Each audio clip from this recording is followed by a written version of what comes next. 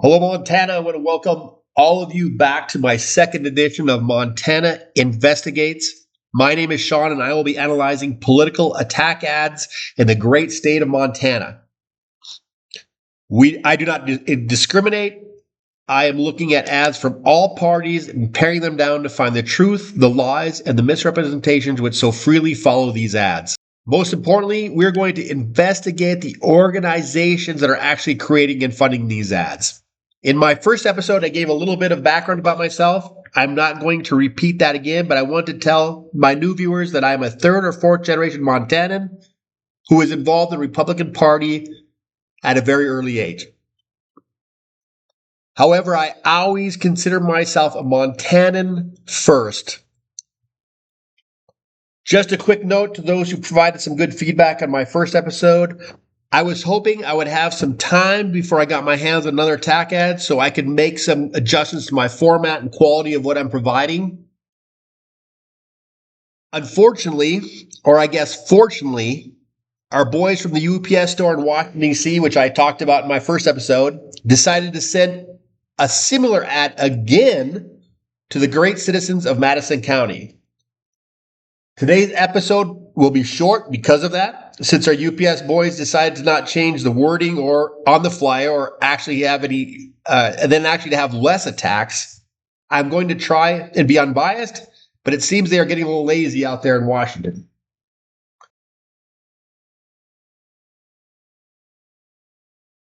Here's the new one that just came out. Got it in the mail yesterday, the 25th of July.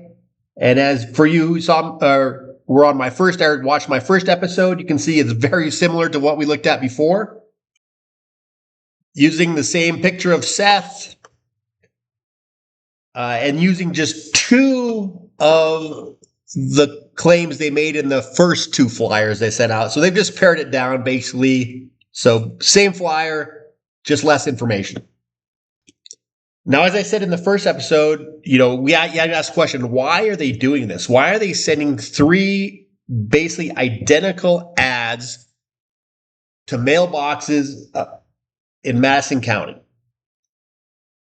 And the reason is, again, is they want to get you to see this message as many times as possible. They know you're most likely not reading it. They know that most likely you're not looking at their citations of where they're getting their information. And that's Americans in general. That's even me. I'm not pointing fingers at anybody. They know that that's how we view these things. But they know that more that you see it, the more you start to believe it. And that's their whole purpose. They're trying to get you to believe this narrative that they're saying about Seth, which we talked a little bit about last time, and we're going to talk about again today. But that's the reason they keep sending these out, not changing, not putting a lot of work into them. They just want you to keep seeing this message because eventually you are going to believe it. Okay, again, here was the first ad they sent out this week.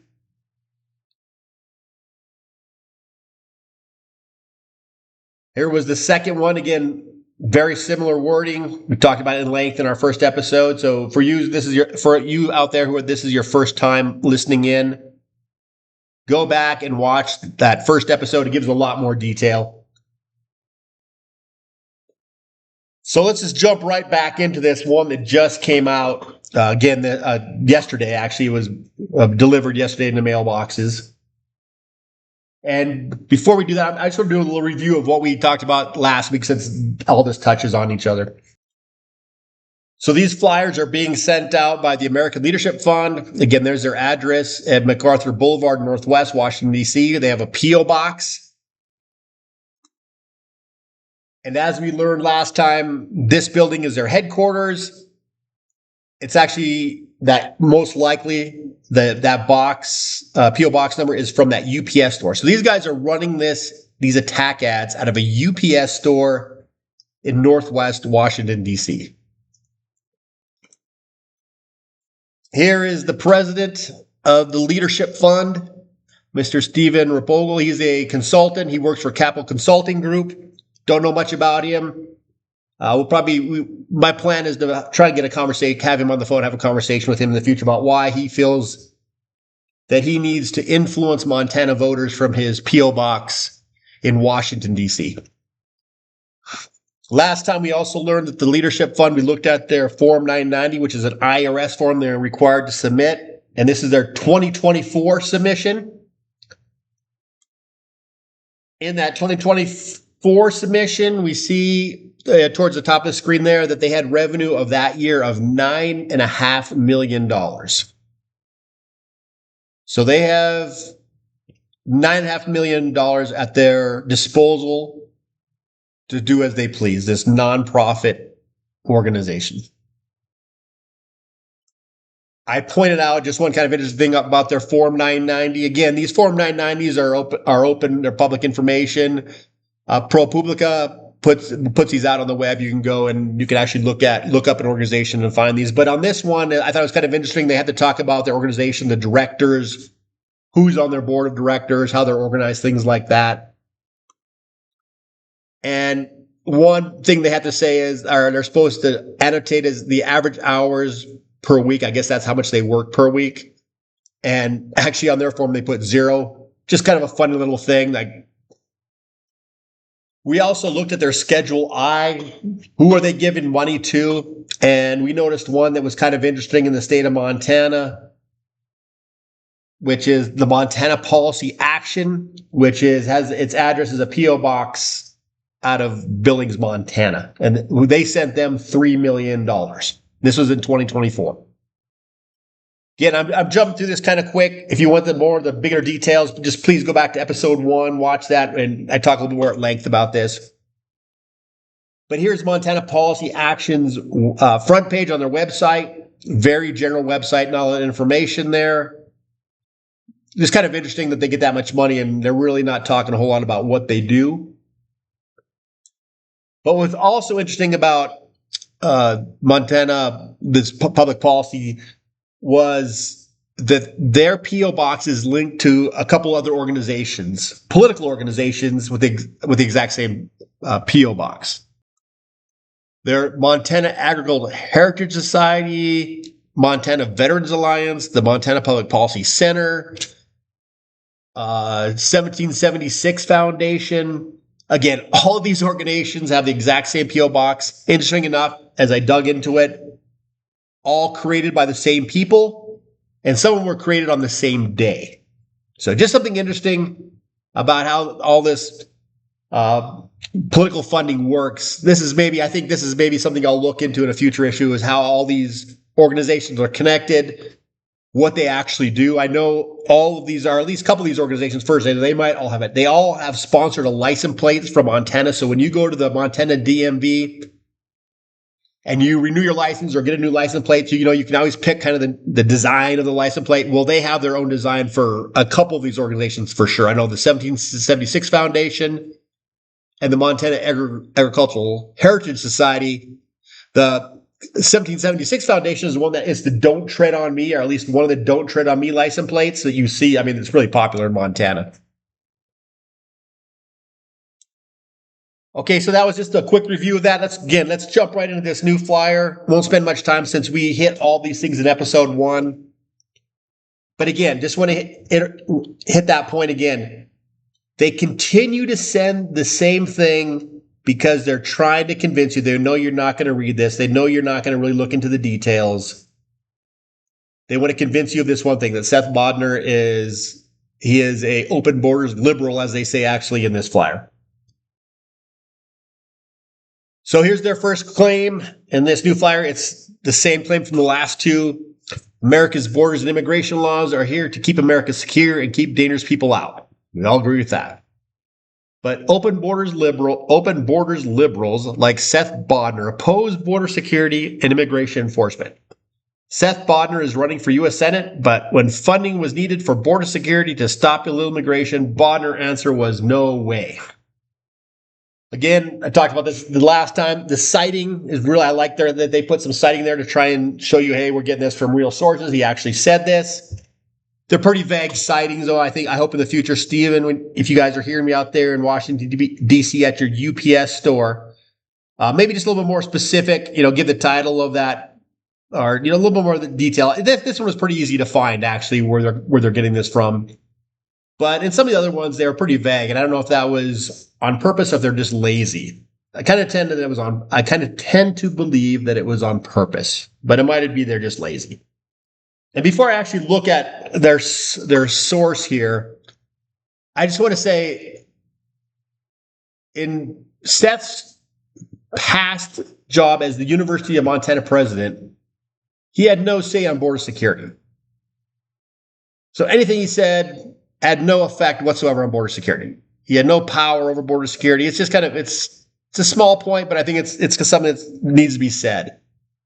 Now, what his beliefs are, that's what we're actually going to get into here, and we're going to check what they said. So we're going to go to this Nonstop Local YouTube channel for March 5th, 2026, and we're going to see where Mr. Bodnar says no way, and we're going to see if it actually connects into what they're saying here. Find a fix to healthcare. We just saw a bill passed this summer that added $1 trillion of tax cuts to the wealthiest families, wealthiest people in this country, cutting healthcare for 31,000 Montanans, putting our rural hospitals at risk of a financial crisis. We need leaders who are going to stand up and say, no way, that's not serving Montanans, and who are going to push back when party bosses try to do that sort of thing. What are the three? Okay, so as you can see, just a little bit of background of that clip. I should have gave you maybe a little bit of introduction, but he's basically talking about the big, beautiful bill, specifically about the aspects of the bill dealing with healthcare and the effects of the bill on Montana healthcare. Now, he makes some claims about numbers, 31,000, rural hospitals. I don't know where he's getting that from. I haven't researched it. Don't know if it's true, but I'm sure it's something he's going to keep saying throughout the campaign, and he's going to have to justify and prove and tell where he got those numbers from. But the point is that in this ad on the flyer we're looking at, they're saying that he's saying it to border security. Now, yeah, border security was part of the big, beautiful bill, but that thing was 840 pages long. There was a lot of things in there. And he is not talking about border security here. So they are trying to influence. They're basically misrepresenting what he said, trying to make it look official by citing this thing. But then when you actually go to it, that's not what he says. I'm going to run a clip here that just shows you actually what he did say about border security in that same interview. To be an independent, though, you must see things on both sides that you agree with. What are some of those things? Give us the policy pitch, if you will. This is the first time we're hearing from you on a political front. No, great. I think we need leaders who can say, hey, we need strong borders in this country. We need to enforce our immigration laws. Absolutely. But I believe that we can do that in a way that doesn't infringe on the individual liberties of American citizens. Okay, so there you have what he actually says about border security in that interview. We need to have border security. We need to enforce the laws, but we also need to be concerned about civil liberties, civil rights. Complete misrepresentation of what he said in that interview. Okay, let's go on to the next or the last part of this flyer. Exact same thing we saw in the first one. Again, they're using that no way comment, which we just showed you is not what was said in that interview with Nonstop Local on the 5th of March, 2026. But on this one, they're going to actually quote they cite the Washington Post for the next day, March 6, 2026. And looking at it, I think they're taking a lot of stuff that was said in that Nonstop Local interview, and the Washington Post is just quoting him. And if you go to that, here's what the article from the Washington Post from March 6, 2026, it says, since when do senators anoint their successors? And the focus of this article is on Steve Daines, the current U.S. Republican senator from the state of Montana, who recently said he was not going to run for re-election. However, he decided that supposedly on the day before you could actually, or soon before you needed to file to become a candidate.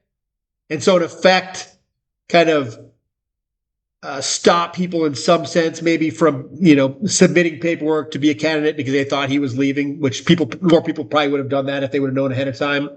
And Kurt Albee kind of jumped into his place and is now the Republican candidate. And that's what this article is primarily about. But in this article, towards the bottom, they have some quotes from Seth, specifically about border security. I can't show you that, I don't think, because of copyright stuff, but you can just go to the Washington Post, you can look this up, you read it yourself. So please do that. Don't trust me. But in that article, basically, Bodnar says three things, and all three of these, again, contradict what that flyer is trying to tell you. The first one is he did not support Trump's bill. Okay. Second was Trump was right that the border needed to be secure or to be strong. Was the words I think he actually used. And the third thing is we need to enforce immigration policy.